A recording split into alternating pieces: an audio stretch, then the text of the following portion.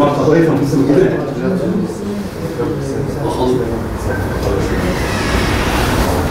Konuş abi. Herkesin açıklar mı mikrofonu? Açık. Değerli basın mensupları, hepiniz hoş geldiniz. Katılımlarınızdan dolayı hepinize ayrı ayrı teşekkür ediyorum. Malumunuz 31 Mart 2019 tarihinde Türkiye yerel seçimlere girecek. Yerel seçimlerle ilgili partimizin Genel İdare Kurulu dün itibariyle bir karar vermiş durumdadır. Ve söz konusu kararın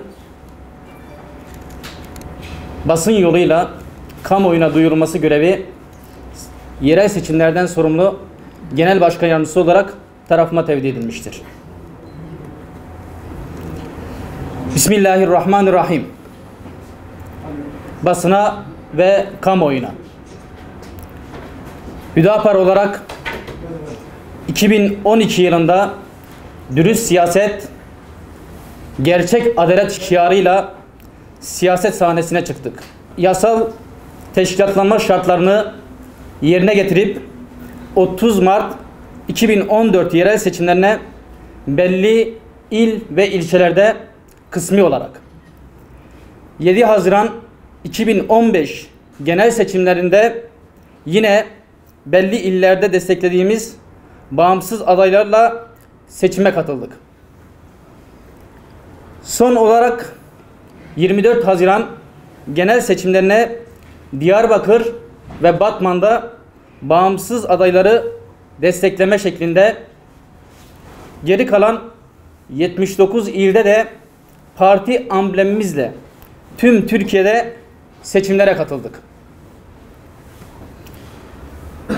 Yaşadığımız seçim tecrübeleri ve teşkilatlarımızın mevcut durumu itibariyle yeni bir seçime girmenin, teşkilatlarımızın tamamlanması, planlanan hedeflere ulaşılması noktasında maddi anlamda olumsuz etkilerinin olacağı kanaati hasıl olmuştur.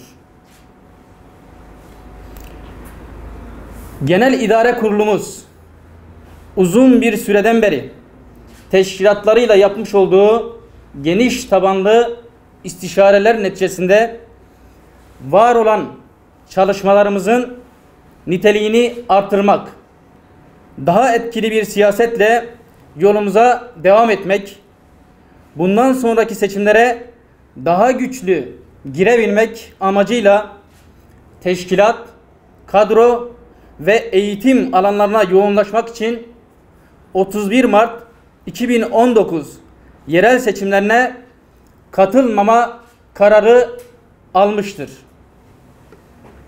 Seçime girmeme kararımız bir boykot kararı olmayıp ileriye yönelik hedeflerimize ulaşmak içindir. Bu kararımızın ve 31 Mart 2019 yerel seçimlerinin ülkemize ve halkımıza hayırlara vesile olmasını Rabbimizden temenni ediyoruz.